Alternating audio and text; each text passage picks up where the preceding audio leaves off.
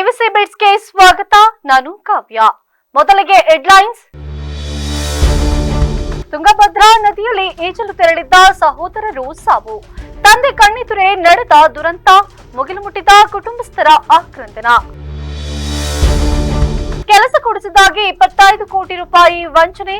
Judge ಸಹಿ ನಕಲು. CCB ಪೊಲೀಸರ ಬಲೆಗೆ ಖತರ್ನಾಕ್ ದಂಪತಿ. ಬೆಂಗಳೂರು ಮೈಸೂರು ಎಕ್ಸ್‌ಪ್ರೆಸ್ ವೇಯಲ್ಲಿ ಭೀಕರ ಅಪಘಾತ. 4 ಸ್ಥಳದಲ್ಲೇ ಸಾವು. ಚನ್ನಪಟ್ಟಣ ಸಂಚಾರಿ ಪೊಲೀಸ್ ಠಾಣಾ ವ್ಯಾಪ್ತಿಯಲ್ಲಿ ಪ್ರಕರಣ.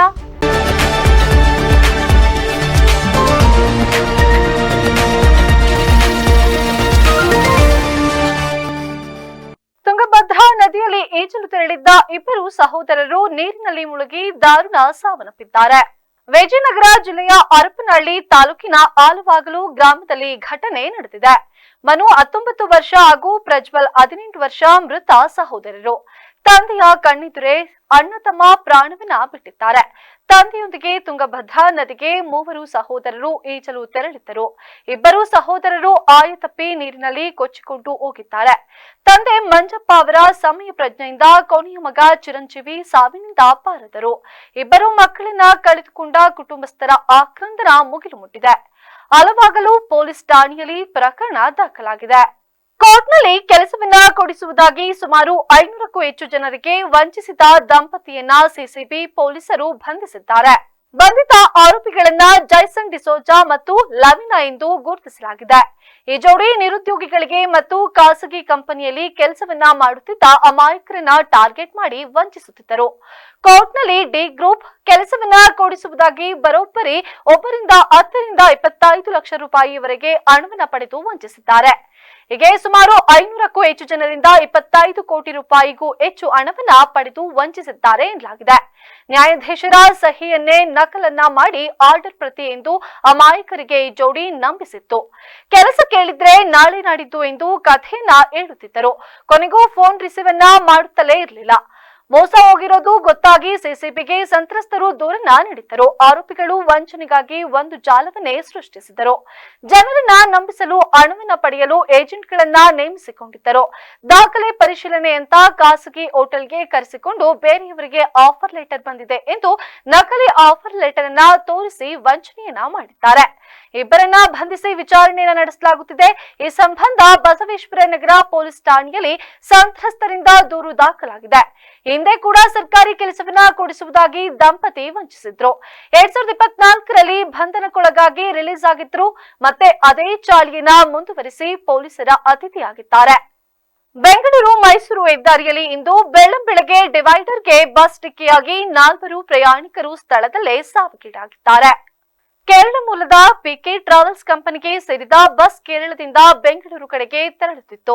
ಈ ವೇಳೆ ರಾಮನಗರ ಜಿಲ್ಲೆಯ ಚನ್ನಪಟ್ಟಣ ತಾಲೂಕಿನ ಸಂಕಲಗೆರೆ ಗ್ರಾಮದ ಪುಟ್ಟಪ್ಪನದೊಡ್ಡಿ ಬಳಿ ಬಸ್ ಡಿವೈಡರ್ಗೆ ಡಿಕ್ಕಿಯಾಗಿದೆ. ಡಿಕ್ಕಿಯಾದ ಪರಿಣಾಮ 4 ಸ್ಥಳದಲ್ಲೇ ಸಾವಿಗೀಡಾಗಿದ್ದಾರೆ. ಹಲವು ಪ್ರಯಾಣಿಕರಿಗೆ ಸಣ್ಣ ಪುಟ್ಟ ಗಾಯಗಳಾಗಿವೆ. ಚಾಲಕ ನಿದ್ದೆ ಮಂಪರಿನಲ್ಲಿ ಇದ್ದಿದ್ದರಿಂದ ಈ ಅಪಘಾತ ಸಂಭವಿಸಿದೆ ಎನ್ನಲಾಗಿದೆ. ಮೃತರೆಲ್ಲರೂ ಕೂಡ ಕೇರಳ ಮೂಲದವರು ಎಂದು ತಿಳಿದು ಬಂದಿದೆ. ಮಾಹಿತಿ ತಿಳಿದ ತಕ್ಷಣ ಚನ್ನಪಟ್ಟಣ ಸಂಚಾರಿ ಪೊಲೀಸರು ಸ್ಥಳಕ್ಕೆ ಭೇಟಿಯನ್ನು ನೀಡಿ ಪರಿಶೀಲನೆಯನ್ನ ನಡೆಸಿದ್ದಾರೆ. ಮೃತರ ಪೈಕಿ 2 ಬೆಂಗಳೂರಿನವರೇ ಆಗಿದ್ದಾರೆ. ಮೃತರನ್ನ ಕೇರಳದ ಕಾಚಿಕೋಟೆಯ ಮೊಹಮ್ಮದ್ ಫರಾನ್ 22 ವರ್ಷ, ಸುಲ್ಪಿ 45 ವರ್ಷ, ಬೆಂಗಳೂರಿನ ಕಲಾಸಿಪಾಳ್ಯದ ನಿವಾಸಿ ರಶೀದ್ 45 ವರ್ಷ ಹಾಗೂ ಆಡುಗೋಡಿಯ ಅಣ್ಣೆಪಾಳ್ಯ ನಿವಾಸಿ ಸಾಕಿರ್ ಎಂದು ಗುರುತಿಸಲಾಗಿದೆ. ಕೇರಳದ ಕಣ್ಣೂರಿನ ಅಬ್ದುಲ್ ಅಲೈನ್ ಎಂಬುವವರಿಗೆ ಗಾಯಗಳಾಗಿದ್ದು ಅವರನ್ನ ಆಸ್ಪತ್ರೆಗೆ ದಾಖಲಿಸಲಾಗಿದೆ. ಚನ್ನಪಟ್ಟಣ ಸಂಚಾರಿ ಪೊಲೀಸ್ ಠಾಣಾ ವ್ಯಾಪ್ತಿಯಲ್ಲಿ ಅಪಘಾತ ನಡೆದಿದ್ದು ಪ್ರಕರಣ ದಾಖಲಾಗಿದೆ. ಬಸ್ನಲ್ಲಿ ಎಷ್ಟು ಜನರು ಪ್ರಯಾಣಿಸುತ್ತಿದ್ದರು ಎಂಬುದರ ಬಗ್ಗೆ ನಿಖರ ಮಾಹಿತಿ ಇನ್ನೂ ಕೂಡ ಲಭ್ಯವಾಗಿಲ್ಲ. ಬೆಂಗಳೂರಿನ ಫ್ರೀಡಂ ಪಾರ್ಕ್ನಲ್ಲಿ ಮಾರ್ಚ್ 25ರಂದು ಬೃಹತ್ ಪ್ರತಿಭಟನಾ ಸಮಾವೇಶವನ್ನ ಹಮ್ಮಿಕೊಂಡಿದ್ದು ತಾಲೂಕಿನ ಬಲಗೈ ಸಮುದಾಯದವರು ಇದರಲ್ಲಿ ಪಾಲ್ಗೊಳ್ಳುವಂತೆ ವಕೀಲ ಹಾಗೂ ಬಿಸಿ ರಾಜೇಶ್ ಮನವಿಯನ್ನ ಮಾಡಿದರು. ಪತ್ರಿಕಾಗೋಷ್ಠಿಯಲ್ಲಿ ಮಾತನಾಡಿದ ಅವರು, ಕರ್ನಾಟಕ ರಾಜ್ಯ ಬಲಗೈ ಸಮುದಾಯಗಳ ಒಕ್ಕೂಟವು ಒಳ ಮೀಸಲಾತಿ ರಹಿತ ಹಳೆ ಮೀಸಲಾತಿ ಜಾರಿಗೆ ಒತ್ತಾಯಿಸಿ ಒಳ ಮೀಸಲಾತಿ ಕುರಿತಂತೆ ಸರ್ಕಾರ ನೇಮಿಸಿದ್ದ ನಾಗಮೋಹನ್ ದಾಸ್ ಸಮಿತಿ ನೀಡಿರುವ ವರದಿಯಲ್ಲಿ ಬಲಗೈ ಸಮುದಾಯದವರಿಗೆ ತೀವ್ರ ಅನ್ಯಾಯವಾಗಿದೆ. ವರದಿ ಸಮರ್ಪಕ ರೀತಿಯಲ್ಲಿ ಇಲ್ಲ. ಹೀಗಾಗಿ ಒಳ ಮೀಸಲಾತಿ ರಹಿತ ಹಳೆ ಮೀಸಲಾತಿ ಜಾರಿಗೆ ಆಗ್ರಹಿಸಿ ಜ್ಞಾನಪ್ರಕಾಶ್ ಸ್ವಾಮೀಜಿ ನೇತೃತ್ವದಲ್ಲಿ ಬೆಂಗಳೂರು ಚಲೋ ಹಮ್ಮಿಕೊಳ್ಳಲಾಗಿದೆ. ಒಳ ಮೀಸಲಾತಿ ಕುರಿತು ಸರ್ಕಾರ ನೇಮಿಸಿದ್ದ ಏಕಸದಸ್ಯ ವಿಚಾರಣಾ ಆಯೋಗದ ವರದಿ ಕುರಿತು ಸಂಪುಟ ಸಭೆಯಲ್ಲಿ ನಿರ್ಣಯವನ್ನ ಕೈಗೊಂಡು ನೇರ ನೇಮಕಾತಿಗೆ ಹೊರಡಿಸಿರುವ ಆದೇಶವು ಪರಿಶಿಷ್ಟ ಜಾತಿ ಬಲಗೈ ಸಮುದಾಯದ ಪಾಲಿಗೆ ಮರಣ ಶಾಸನವಾಗಿದೆ. ಅಸ್ಪೃಶ್ಯ ಸಮುದಾಯಗಳಾದ ಬಲಗೈ ಮತ್ತು ಎಡಗೈ ಸಮುದಾಯಗಳಿಗಿಂತ ಮೀಸಲಾತಿ ಪಟ್ಟಿಯಲ್ಲಿರುವ ಸ್ಪೃಶ್ಯ ಸಮಾಜಗಳು ಶೈಕ್ಷಣಿಕವಾಗಿ ಹೆಚ್ಚಿನ ಸ್ಥಾನಮಾನಗಳನ್ನ ಪಡೆದಿರುವುದು ಎರಡು ಅಸ್ಪೃಶ್ಯ ಸಮುದಾಯಗಳಿಗೆ ಮಾಡಿರುವ ಅನ್ಯಾಯವಾಗಿದೆ. ನಾವಿಬ್ಬರು ಸೇರಿ ಈ ಅಸಮಾನತೆಯ ವಿರುದ್ಧ ಹೋರಾಟವನ್ನ ನಡೆಸಬೇಕಿತ್ತು. ಆದರೆ ನಮ್ಮಲ್ಲೇ ಅಸಮಾನತೆ ಉಂಟು ಮಾಡಲಾಗಿದೆ. ನಮ್ಮ ಹೋರಾಟ ಎಡಗೈ ಸಮಾಜದ ವಿರುದ್ಧವಲ್ಲ, ಬಲಗೈ ಸಮುದಾಯಕ್ಕೆ ಆಗಿರುವ ಅನ್ಯಾಯವನ್ನ ಸರಿಪಡಿಸುವಂತೆ ಆಗ್ರಹಿಸುವುದಾಗಿದೆ. ಮಾರ್ಚ್ 25ರಂದು ಪ್ರತಿಭಟನೆಯಲ್ಲಿ ಬಲಗೈ ಸಮುದಾಯದವರು ಹೆಚ್ಚಿನ ಸಂಖ್ಯೆಯಲ್ಲಿ ಪಾಲ್ಗೊಳ್ಳುವಂತೆ ಈ ಮೂಲಕ ಸಮುದಾಯಕ್ಕೆ ಆಗಿರುವ ಅನ್ಯಾಯವನ್ನ ವಿರೋಧಿಸಿ ಸಮುದಾಯದ ಹಿತ ಕಾಯುವಂತೆ ಮನವಿಯನ್ನ ಮಾಡಿದರು. ವಿಚಾರಕ್ಕೆ ನಾವು ಬಂದಿದ್ದೀವಿ. ನಾವು ಸುಮ್ಮನೆ ಕುಂತ್ಕೊಂಡ್ರೆ ಈಗ ನಾವು ಆಯ್ತು ಜಾತಿ ಜಾತಿ ಬೇಡ ಅಂತಕ್ಕಂಥ ಸುಮ್ಮನೆ ಕುಂತ್ಕೊಂಡ್ರೆ ಮುಂದೆ ನಮ್ಗಲ್ಲ, ಮುಂದಿನ ಪೀಳಿಗೆಗೆ ಅವಮಾನ ಆಗುತ್ತೆ, ಅನ್ಯಾಯ ಆಗುತ್ತೆ, ತೊಂದರೆ ಆಗುತ್ತೆ. ಬಾಬಾ ಸಾಹೇಬ್ ಕಲ್ಪಿಸಿಕೊಟ್ಟಿರ್ತಕ್ಕಂಥ ಮೀಸಲಾತಿಯನ್ನ ನಾವು ಪಡ್ಕೊಳ್ಳೋಕೆ ಆಗಲ್ಲ. ನುಚ್ಚು ನೂರಾಗಿ ಹೋಗ್ತಿದೆ ರಿಸರ್ವೇಶನ್, ಹಂಚಿ ಪಾಲಾಗ್ತಿದೆ ರಿಸರ್ವೇಶನ್. ನಿಜಕ್ಕೂ ಯಾರು ಸಿಗ್ಬೇಕು ಅವರು ಸಿಗ್ತೇ ಇಲ್ಲ. ಅಸ್ಪೃಶ್ಯರು ಬಿಟ್ಟು ಯಾರು ಅಸ್ಪೃಶ್ಯರು ಪಡ್ಕೋತಿದ್ದಾರೆ ಅದನ್ನ. ನಿಜಕ್ಕೂ ನಾವು ಹೋರಾಟ ಮಾಡ್ಬೇಕಂತ ದಾರಿನ ಬಿಟ್ಟು ಬೇರೆ ಕಡೆ ಹೋರಾಟ ಮಾಡ್ತಕ್ಕಂಥ ಅನಿವಾರ್ಯತೆ ಬಂದಿದೆ ಇವತ್ತು. ಸೊ ಇದು ಅವೈಜ್ಞಾನಿಕವಾಗಿದೆ, ಇದು ಸರಿ ಇಲ್ಲ ಎಂಬತಕ್ಕಂಥ ಉದ್ದೇಶವನ್ನು ಇಟ್ಕೊಂಡು ಇಡೀ ಕರ್ನಾಟಕ ರಾಜ್ಯದಾದ್ಯಂತ ಸುಮಾರು 3 ಲಕ್ಷ ಜನ ಬೆಂಗಳೂರಿಗೆ ಜಮಾಯಿಸ್ತಿದ್ದೀವಿ 25ನೇ ತಾರೀಕು. ಉದ್ದೇಶ ಇಷ್ಟನೇ, ಸುಮ್ಮನೆ ಕಣ್ಮುಚ್ಚಿ ಕೂರಕ್ಕಾಗಲ್ಲ. ಸರ್ಕಾರ ಒಂದು ವೇಳೆ ಇದೇ ರೀತಿ ಮುಂದುವರೆದ್ರೆ, ಈಗ ಆಗಿರ್ತಕ್ಕಂಥ ಏನು ನೋಟಿಫಿಕೇಶನ್ ಇದ್ದೇವೆ, ಜೀವಗಳಿದ್ದೇವೆ, ಅವನ್ನ ಮುಂದುವರಿಸಿದ್ರೆ ನಾವು ಉಪಯುಕ್ತರವಾದಂಥ ಹೋರಾಟವನ್ನು ಮಾಡ್ತೀವಿ ಅಂತಕ್ಕಂಥ ಎಚ್ಚರಿಕೆಯನ್ನ ಕರ್ನಾಟಕ ರಾಜ್ಯ ಸರ್ಕಾರ ಕೊಡೋ ಉದ್ದೇಶದಿಂದ 25ನೇ ತಾರೀಕು ಬಲಗೈ ಮತ್ತು ಬಲಗೈ ಸಂಬಂಧಿ ಎಲ್ಲಾ ಜಾತಿಗಳು ಬೃಹತ್ ಪ್ರತಿಭಟನೆಯನ್ನು ಹಮ್ಮಿಕೊಂಡಿದ್ದೀವಿ 25ನೇ ತಾರೀಕು. ಆ ಪ್ರತಿಭಟನೆಯ ಹಕ್ಕೊತ್ತಾಯಗಳು 7 ಹಕ್ಕೊತ್ತಾಯಗಳನ್ನ ಇಟ್ಕೊಂಡಿದ್ವಿ. ಆ ಪ್ರತಿಭಟನೆಯಲ್ಲಿ ಏನೇನು ನಮ್ಮ ಹಕ್ಕೊತ್ತಾಯಗಳು ಅಂತಂದ್ರೆ, ಅವೈಜ್ಞಾನಿಕ, ಅಪೂರ್ಣ, ದೋಷಪೂರಿತ ಹಾಗೂ ಪಕ್ಷಪಾತದಿಂದ ಕೂಡಿರುವ ನ್ಯಾಯಮೂರ್ತಿ ನಾಗಮೋಹನ್ ದಾಸ್ ಅವರ ವರದಿಯನ್ನ ಕರ್ನಾಟಕ ರಾಜ್ಯ ಸರ್ಕಾರ ತಿರಸ್ಕರಿಸಬೇಕು. ಬೇಡ ಆ ರೀತಿ. ಹಿಂದುಳಿದ ವರ್ಗದ ಆಯೋಗ ಕೈಗೊಂಡಿರ್ತಕ್ಕಂಥ ಕುಟುಂಬ ಸಮೀಕ್ಷೆ ಹೊಂದಿದೆ. ಆ ಅಂಕಿಅಂಶದೊಳಗೆ, ಆ ಅಂಕಿಅಂಶ ಜೊತೆಯಲ್ಲಿ ಈಗೇನು ಅಂಕಿಅಂಶಗಳು ಒಂದು ಆಯೋಗದ ವರದಿಯನ್ನು ಕೊಟ್ಟು ಎರಡನ್ನೂ ತಾಳೆ ಮಾಡಿ ನೋಡಿ, ಸತ್ಯ ಏನು ಅರ್ಥ ಆಗುತ್ತೆ. ಕರ್ನಾಟಕ ರಾಜ್ಯ ಸರ್ಕಾರ 3/9/2025 ಹೊರಡಿಸಿರ್ತಕ್ಕಂಥ ಏನು ಅಧಿಸೂಚನೆ ಇದೆ, ಅದು ಅವೈಜ್ಞಾನಿಕವಾಗಿ ಹೊರಡಿಸಿರ್ತಕ್ಕಂಥ ಅಧಿಸೂಚನೆ, ಅದನ್ನು ರದ್ದುಪಡಿಸಬೇಕು. ಸಮಾಜ ಕಲ್ಯಾಣ ಇಲಾಖೆ ಸುತ್ತೋಲೆಯಂತೆ ಪತ್ರಿಕಾಗೋಷ್ಠಿಯಲ್ಲಿ ಮುಖಂಡರಾದ ಗಣೇಶ್ ವೇಲಾಪುರಿ, ಚಂದ್ರಣ್ಣ, ದುಮ್ಮಿ, ಕೃಷ್ಣ, ನಿಂಗರಾಜ್, ಗಣೇಶ್, ಶಂಕರ್ ಸುದ್ದಿಗೋಷ್ಠಿಯಲ್ಲಿ ಪಾಲ್ಗೊಂಡಿದ್ದರು.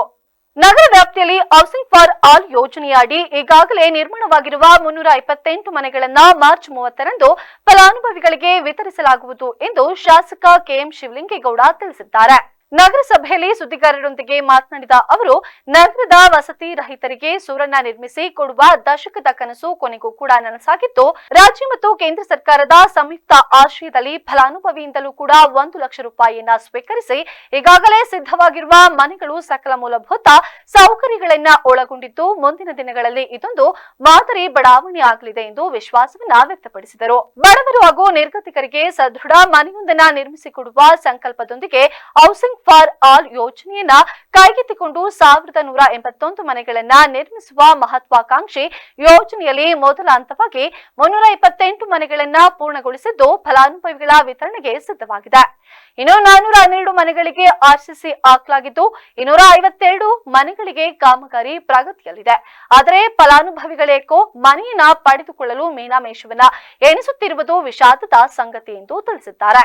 ಈಗಾಗಲೇ ಫಲಾನುಭವಿಗಳ ಪಟ್ಟಿಯಲ್ಲಿ ಆಯ್ಕೆಯಾಗಿರುವ ಫಲಾನುಭವಿಗಳು ತಮ್ಮ ಪಾಲಿನ 1 ಲಕ್ಷದ ಹಣವನ್ನ ನಗರಸಭೆಗೆ ಪಾವತಿಸಿರುವ ಫಲಾನುಭವಿಗಳಿಗೆ ಲಾಟರಿ ಮೂಲಕ ಮಾರ್ಚ್ 30ರಂದು ವಿತರಿಸಲು ಕ್ರಮವನ್ನ ಕೈಗೊಳ್ಳಲಾಗಿದೆ ಎಂದು ಸ್ಪಷ್ಟವನ್ನ ಪಡಿಸಿದ್ದಾರೆ. ಅದೇ ರೀತಿ ಉಳಿದ ಫಲಾನುಭವಿಗಳು ಕೂಡ ಇನ್ನು 1 ವಾರದ ಒಳಗೆ 1 ಲಕ್ಷ ಹಣವನ್ನ ಕಟ್ಟಿದರೆ ಅವರಿಗೂ ಸಹ ಮೊದಲ ಅವಧಿಯಲ್ಲಿ ಮನೆಗಳ ವಿತರಣೆಯನ್ನ ಕೈಗೊಳ್ಳಲಾಗುವುದು ಎಂದು ತಿಳಿಸಿದರು. ಅತಿ ತುರ್ತಾಗಿ ಪತ್ರಿಕಾಗೋಷ್ಠಿಯನ್ನು ಕರೆದಂಥ ವಿಚಾರ ಅರಸೀಕೆರೆ ನಗರಕ್ಕೆ 1181 ಮನೆಗಳನ್ನು ಮಂಜೂರು ಮಾಡಿಸಿ ನಗರಸಭಾ ವ್ಯಾಪ್ತಿನಲ್ಲಿ ಬರ್ತಕ್ಕಂಥ ಅರ್ಹ ಫಲಾನುಭವಿಗಳಿಗೆ ಹಂಚಿಕೆ ಮಾಡಬೇಕು ಅಂತಕ್ಕಂಥ ಉದ್ದೇಶದಿಂದ 1181 ಮನೆಗಳ ಮಂಜೂರಾತಿ ಮಾಡಿಸಿದ್ದೇವೆ. 1181. ಅದರಲ್ಲಿ ಇವತ್ತು ಇದು ಕಾರ್ಯಕ್ರಮ ಹೇಗೆ ಅನ್ನೋದನ್ನು ನೀವೆಲ್ಲ ತಿಳ್ಕೋಬೇಕು. ನಾವು ಭಾಳ ಸಾರಿ ಹೇಳಿದ್ದೀವಿ, ಇದು ಇನ್ನೂ ಜನಗಳಿಗೆ ಮನವರಿಕೆ ಆಗ್ತಾ ಇಲ್ಲ. ಇದು ಕೇಂದ್ರ, ರಾಜ್ಯ ಮತ್ತು ಫಲಾನುಭವಿ. ಕೇಂದ್ರ ಸರ್ಕಾರ 1.5 ಲಕ್ಷ, ರಾಜ್ಯ ಸರ್ಕಾರ 1.5 ಲಕ್ಷ, ಫಲಾನುಭವಿ 1 ಲಕ್ಷ, 2 ಲಕ್ಷ ಇತ್ತು. ಅದನ್ನು 1 ಲಕ್ಷ ರೂಪಾಯಿನ ರಾಜ್ಯ ಸರ್ಕಾರವೇ ಭರ್ತಿ ಮಾಡಿಕೊಡೋದು ಅಂತ ಹೇಳಿ, ಇನ್ನು 1 ಲಕ್ಷ ರೂಪಾಯಿನ ಮಾತ್ರ ಕಟ್ಟಿ ಅಂತೇಳಿ ಫಲಾನುಭವಿಗಳಿಗೆ ಹೇಳಿದ್ವಿ. ಅಲ್ಲಿಗೆ ರಾಜ್ಯ ಸರ್ಕಾರದ ಭಾಗ 2.5 ಲಕ್ಷ, ಕೇಂದ್ರ ಸರ್ಕಾರದ ಭಾಗ 1.5 ಲಕ್ಷ, ಫಲಾನುಭವಿ ಭಾಗ 1 ಲಕ್ಷ. ಇಷ್ಟನ್ನ ಮಾಡಬೇಕು ಅಂತೇಳಿ ತಾಕೀತು ಮಾಡಿ ಇವತ್ತು ಮನೆನ ಕಟ್ಟಲಿಕ್ಕೆ ಪ್ರಾರಂಭ ಆಗಿದೆ. ಬಹಳ ವರ್ಷಗಳೇ ಕಳೆದಿದೆ. ಇಲ್ಲಿ ನಾವು ಆಗ ವಾರ್ಡ್ಗೆ ಹೋಗಿ ಯಾರು. ಈ ಸಂದರ್ಭದಲ್ಲಿ ನಗರಸಭೆಯ ಪೌರಾಯುಕ್ತ ಕೃಷ್ಣಮೂರ್ತಿ, ಆಶ್ರಯ ಸಮಿತಿಯ ನಿರ್ದೇಶಕರಾದ ಶ್ರೀನಿವಾಸ್, ಅಮ್ಜದ್ ಪಾಷಾ ಮತ್ತು ಇತರರು ಹಾಜರಿದ್ದರು. ಮಾರ್ಚ್ 27ರಂದು 2 ದಿನಗಳ ಕಾಲ ಕಲಬುರಗಿ ನಗರದ ವಿಟಿಯು ಪ್ರಾದೇಶಿಕ ಕೇಂದ್ರದ ಆವರಣದಲ್ಲಿ ಪ್ರಾದೇಶಿಕ ಮಟ್ಟದ ತಾಂತ್ರಿಕ ನಿರ್ವಹಣೆ ಮತ್ತು ಸಾಂಸ್ಕೃತಿಕ ಉತ್ಸವ ಕಾರ್ಯಕ್ರಮವನ್ನು ಹಮ್ಮಿಕೊಳ್ಳಲಾಗಿದೆ. ಸುದ್ದಿಗೋಷ್ಠಿಯಲ್ಲಿ ವಿಶ್ವೇಶ್ವರಯ್ಯ ತಾಂತ್ರಿಕ ಮಹಾವಿದ್ಯಾಲಯ ನಿರ್ದೇಶಕರಾದ ಡಾಕ್ಟರ್ ಶುಭಾಂಗಿ ಡಿಸಿ ಮಾತನಾಡಿ, ಉತ್ಸವದಲ್ಲಿ ಕಲ್ಯಾಣ ಕರ್ನಾಟಕ ಭಾಗದ ವಿಶ್ವವಿದ್ಯಾಲಯಗಳು, ತಾಂತ್ರಿಕ ಮಹಾವಿದ್ಯಾಲಯಗಳು ಭಾಗಿಯಾಗಲಿವೆ. ಇನ್ನು 2 ದಿನಗಳ ಕಾಲ ಈ ಕಾರ್ಯಕ್ರಮದಲ್ಲಿ ಅನೇಕ ಸ್ಪರ್ಧೆಗಳು, ಸಾಂಸ್ಕೃತಿಕ ಕಾರ್ಯಕ್ರಮಗಳು ಜರುಗಲಿವೆ ಎಂದು ಹೇಳಿದರು. Affiliated colleges, engineering colleges, university ಎಲ್ಲ ಕಲಿತು ನಮ್ಮ ಸುಮಾರು 1500ರಿಂದ ಜಾಸ್ತಿ ಹುಡುಗರು ಬರೋ ನಿರೀಕ್ಷೆ ಇದೆ. ಹೋದ ವರ್ಷ 1400 ಇದ್ದು. ನಿಮ್ಮ ಮುಖಾಂತರ ಈಗ ನಾವು ಪ್ರೆಸ್ ಮೀಡಿಯಾ ಲಘುವಾಗಿ ಮಾಡೋ ಕಾರಣ ಏನಂದರೆ, ನಿಮ್ಮ ಮುಖಾಂತರನೂ ಮಕ್ಕಳಿಗೆಲ್ಲ ಗೊತ್ತಾಗಿ ಅವರು ಕಾಲೇಜ್ ಮುಖಾಂತರ ಬಂದು ರಿಜಿಸ್ಟ್ರೇಷನ್ ಮಾಡ್ಕೊಳ್ಳಿ ಅಂತ ಸ್ವಲ್ಪ ಲಘುನೇ ನಾವು ಪ್ರೆಸ್ ಮೀಟ್ ಇಟ್ಕೊಂಡಿದ್ವಿ. ನಮ್ಮ ಎಕ್ಸ್ಪೆಕ್ಟೇಷನ್ 1500 ಇದೆ, ಅದಕ್ಕಿಂತ ಜಾಸ್ತಿನೇ ಆಗೋದು, ಕಡಿಮೆ ಆಗೋದು. ಕಲ್ಯಾಣ ಕರ್ನಾಟಕ ಮಾತ್ರ. ಸೊ ನಮ್ದು ಹಾನರಬಲ್ ವೈಸ್ ಚಾನ್ಸಲರ್ ಕುಲಪತಿಯವ್ರದ್ದು ಒಂದು ಕನಸು, ಟೆಕ್ನೋ ಮ್ಯಾನೇಜ್ಮೆಂಟ್ ಕಲ್ಚರಲ್ ಫೆಸ್ಟ್ ಎಲ್ಲ ಕಡೆ ಮಾಡಿ ಮಕ್ಕಳಿಗೂ, ಯಾಕಂತಂದ್ರೆ ನಿಮ್ಗೆ ಗೊತ್ತಿದೆ ನಮ್ಮ ಇವತ್ತು ಕಲಬುರಗಿ ವಿಭಾಗದಲ್ಲಿ ಅಂದರೆ ನಮ್ಮದು ವಿಶ್ವೇಶ್ವರಯ್ಯ ತಾಂತ್ರಿಕ ವಿಶ್ವವಿದ್ಯಾಲಯ, ಇದು ರಾಜ್ಯ ಮಟ್ಟದಲ್ಲಿ ಇರ್ತಕ್ಕಂಥ ಒಂದು ವಿಶ್ವವಿದ್ಯಾಲಯ. 4 ಪ್ರಾದೇಶಿಕ ಕಚೇರಿಗಳಿದ್ದಾವೆ: ಮೈಸೂರು, ಬೆಂಗಳೂರು, ಬೆಳಗಾವಿ ಮತ್ತು ಕಲಬುರಗಿ. ಇನ್ನೊಂದು ದಾವಣಗೆರೆ. 5 ಪ್ರಾದೇಶಿಕ ಕಚೇರಿಗಳಿದ್ದಾವೆ ವಿಶ್ವವಿದ್ಯಾಲಯದು. ಹಾಗೆ ಇವತ್ತು ಈ ರಾಜ್ಯದಲ್ಲಿ ಸುಮಾರು 3 ವರ್ಷಗಳಲ್ಲಿ, ಇದು 3ನೇ ವರ್ಷ, ಇವತ್ತು ದಿವಸ ಪ್ರಾದೇಶಿಕ ಮಟ್ಟದಲ್ಲಿ ತಾಂತ್ರಿಕ ನಿರ್ವಹಣೆ ಮತ್ತು ಸಾಂಸ್ಕೃತಿಕ ಉತ್ಸವ 2026 ಈ ಕಾರ್ಯಕ್ರಮವನ್ನು ಬಹಳ ಅರ್ಥಪೂರ್ಣವಾಗಿ ನಾವು ವಿಶ್ವೇಶ್ವರ ತಾಂತ್ರಿಕ ವಿಶ್ವವಿದ್ಯಾಲಯ ವಿಭಾಗೀಯ ಕಚೇರಿಯಲ್ಲಿ, ಪ್ರಾದೇಶಿಕ ಕಚೇರಿಯಲ್ಲಿ ಹಮ್ಮಿಕೊಂಡಿದ್ದೀವಿ. 2026 ಇದು 3ನೇ ವರ್ಷ ಕಾರ್ಯಕ್ರಮ. ಇದೇ ಸಂದರ್ಭದಲ್ಲಿ ಮಾಂತೇಶ್ ಕೌಲಗೆ ಇದ್ದರು. ಬಾಗಲಕೋಟೆಯಲ್ಲಿ ಮಾತನಾಡಿದ ಬಿಜೆಪಿ ರಾಜ್ಯಾಧ್ಯಕ್ಷ ಬಿವೈ ವಿಜಯೇಂದ್ರ ಕಾಂಗ್ರೆಸ್ ವಿರುದ್ಧ ಗಂಭೀರ ಆರೋಪಗಳನ್ನ ಮಾಡಿದ್ದಾರೆ. ರಾಜ್ಯದಲ್ಲಿ ಉಪಚುನಾವಣೆಯ ಅಖಾಡ ರಂಗೇರಿದೆ. ಇಂದು ದಾವಣಗೆರೆ ಹಾಗೂ ಬಾಗಲಕೋಟೆ ಕ್ಷೇತ್ರಗಳಲ್ಲಿ ನಾಮಪತ್ರ ಸಲ್ಲಿಕೆ ಭರಾಟೆ ಜೋರಾಗಿದೆ. ಕಾಂಗ್ರೆಸ್ ಹಾಗೂ ಬಿಜೆಪಿ ನಾಯಕರು ಈಗಾಗಲೇ 2 ಕ್ಷೇತ್ರಗಳಲ್ಲಿ ಬಿರುಸಿನ ಪ್ರಚಾರವನ್ನ ನಡೆಸಿದ್ದಾರೆ. ಈ ನಡುವೆ ಬಿಜೆಪಿ ರಾಜ್ಯಾಧ್ಯಕ್ಷ ಬಿವೈ ವಿಜಯೇಂದ್ರ ಕಾಂಗ್ರೆಸ್ ವಿರುದ್ಧ ಗಂಭೀರ ಆರೋಪಗಳನ್ನ ಮಾಡಿದ್ದಾರೆ. ಬಾಗಲಕೋಟೆಯಲ್ಲಿ ಮಾತನಾಡಿದ ಬಿವೈ ವಿಜಯೇಂದ್ರ ಅವರು ಪ್ರಸ್ತುತ ವಾತಾವರಣಗಳನ್ನ ನೋಡ್ತಿದ್ರೆ ಬಾಗಲಕೋಟೆ ಹಾಗೂ ದಾವಣಗೆರೆ 2 ಕ್ಷೇತ್ರಗಳಲ್ಲೂ ಕಮಲ ಅರಳುವುದು ಶತಸಿದ್ಧ ಎಂದಿದ್ದಾರೆ. ಈ ಹಿಂದೆ ಶಿರಾ ಹಾಗೂ ಕೆಆರ್ಪೇಟೆಯಲ್ಲಿ ಕಾಂಗ್ರೆಸ್ ತಂತ್ರ ಕುತಂತ್ರ ಮಾಡಿದ್ದು ನೋಡಿದ್ದೇನೆ. ಸಿಎಂ ಸೇರಿ ಸಚಿವ ಸಂಪುಟದ ಸದಸ್ಯರೆಲ್ಲರೂ ಕೂಡ ಈ ಬಾರಿ ದಾವಣಗೆರೆಯಲ್ಲೇ ಠಿಕಾಣಿಯನ್ನ ಹೂಡ್ತಾರೆ. ಕಾಂಗ್ರೆಸ್ ಸಚಿವರು ಸೂಟ್ಕೇಸ್ನಲ್ಲಿ ಅಲ್ಲ ಗೋಣಿ ಚೀಲದಲ್ಲೇ ಹಣವನ್ನ ತರ್ತಾರೆ ಎಂದು ಬಿವೈ ವಿಜಯೇಂದ್ರ ಗಂಭೀರ ಆರೋಪವನ್ನ ಮಾಡಿದ್ದಾರೆ.